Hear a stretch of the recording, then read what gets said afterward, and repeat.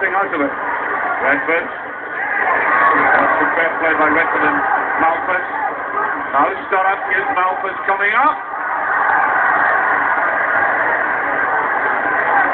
No uncertainty with Black here. Simply putting that away. Red ball from United now. I think they're realizing with about 17 minutes left that they'll be finding it difficult to get a shot in Henry Smith. Not to lift the pace of the game up now. I think we'll see a lot of Billy Thompson punting that ball forward. Then cutting for a chance, brilliantly saved. Well, just as I said, it was difficult to get to Smith. They had that momentary glimpse. But notice again the difficult angle. 10 minutes to go. John Holt with it. Redford. Not out. Malphus. Redford. Jefferson. Too strong. Alliganis. Branham. McAnally. He's trying for a chance. The equalizer by Scott. 9 minutes remaining. And we were talking about the strength and chanting for the United. And the quality of striking is keeping what is presented. And that's exactly what Sturrock has done. Defied by Henry Smith. Earlier in the second half, there was no offside, and he went to the left-hand side of the keeper. Very delicate goal this by Sturrock, by the way, under pressure. Where he flipped it to the wrong side of the goalkeeper. You thought he might go away to the far side. Look at that. Excellent striking. Waters will be hanging on here. Jim McAnally. Ferguson, that's a better ball to Bannon. Bannon. Here's Bannon with a great chance. Oh, it's a great goal! Oh, what a great goal!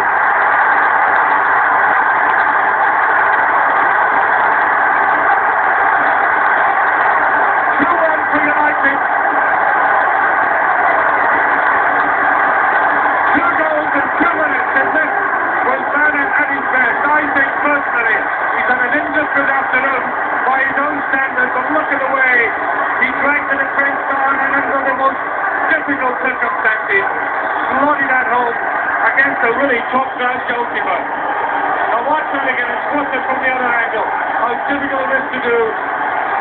Away he goes to the side. Now, it's his finish, the final ball. Look at them in the background. Within the last minute. Clark with a hit and there's a chance. Oh, that was a real chance for Hart. McDonald has come forward and offside. And the intrusion of the big central defender into that penalty area almost caught out at the United. And he came, there he is there. Look at that. Unfortunately, he's better in the air than on the ground in the penalty box.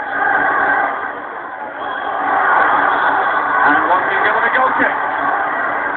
A disappointing John Robinson scored a very important goal for Hart, played very well.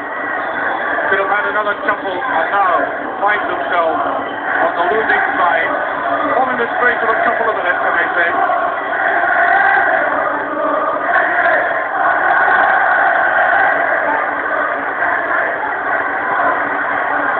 Didn't even jump for that. Malphus does. Robinson. So much. McAnally. Outside of his foot. Johnson. Gives Ferguson with a chance. And he's done it! Oh! Amazing! That is a brilliant opportunity goal. Remember the World Cup.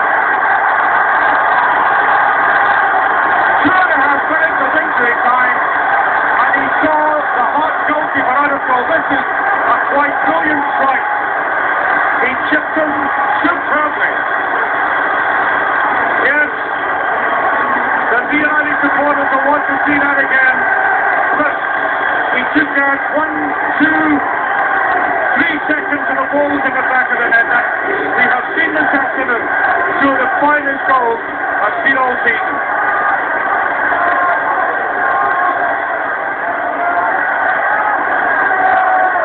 And can you blame Hart for feeling absolutely staggered? There it goes. The final whistle, 10 minutes to go. They have this game in some hand. I know there was only one goal in it, but they looked so comfortable and stable. And then suddenly, the blitz.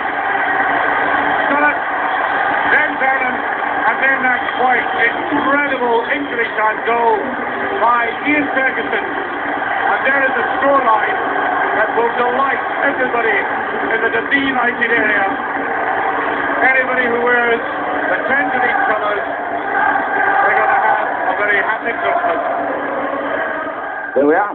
I really honestly can't remember a game finishing as spectacular as that in injury time before. Quite incredible goal there. In fact, Jim McLean was talking about that goal, comparing it to the Pelé one in the World Cup in Mexico. Remember it when he tried to fire in a ball, chip the goalkeeper from almost the halfway line? He said the only difference between that one and Ian Ferguson was that Ian Ferguson scored. It was a quite remarkable goal. Hearts may feel as if the fates were against them, one up with only 10 minutes to go, but then they were beaten by 2 brilliant goals, and that is football, unfortunately. So it's a game I'm going to remember for a long time. Other significant matches today, of course, the big one at Parkhead was Celtic taking the lead in only 3 minutes when McInally opened the scoring for them. And then Bonner saved a Joe Miller penalty kick in the 15th minute, and then the youngster, no less, got the equaliser for Aberdeen only 3 minutes from half-time.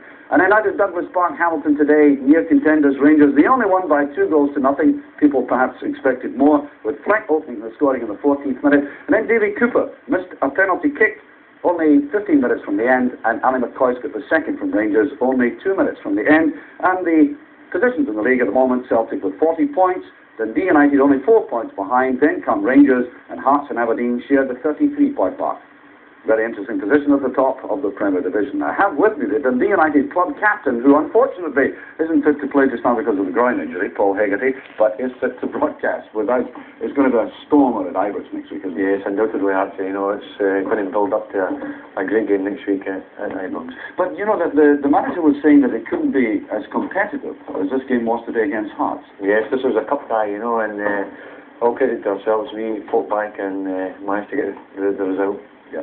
Did you think you were a little bit vulnerable? I thought they were missing you, you know, in the centre of defence in the first half. Well, Hearts did really well in the first half. It made it awkward for us, but all credit to our players. They battled through and managed to get the result. Have you seen 2 better goals than that for a long time? That first one by Barnett when he was going so much to the left. Oh, it was incredible. You know, it's nice to see, especially for Scottish football in general.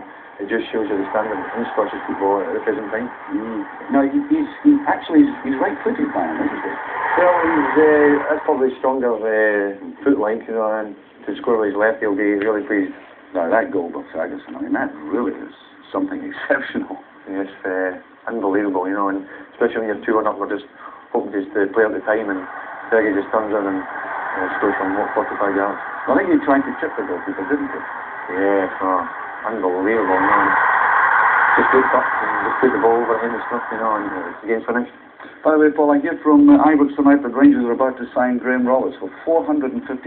He's a useful player, isn't he? Excellent, man. Yes, I hear that he's travelling up to Ibrox tonight and will sign tomorrow, so I think he'll be a Rangers player before Christmas. Now then, talking about Christmas, how about this? This is our Christmas present to the whole of professional football for keeping us all in employment, but particularly to Dundee United for being the only remaining team in Europe. This is our Christmas gift on behalf of Sports Scene to you, Paul, and I hope you're drinking out of the UEFA Cup at the end of the season. Well, actually, thanks very much for this kind gesture, and especially from BBC. It's much appreciated. Well, we can hardly afford it, but there we are. The only man who won't drink that is the manager, isn't it? That's correct, yes. Maybe after today's performance, I might have a wee glass. Well, on you go, Jim. Break a rule. Break a lifetime habit.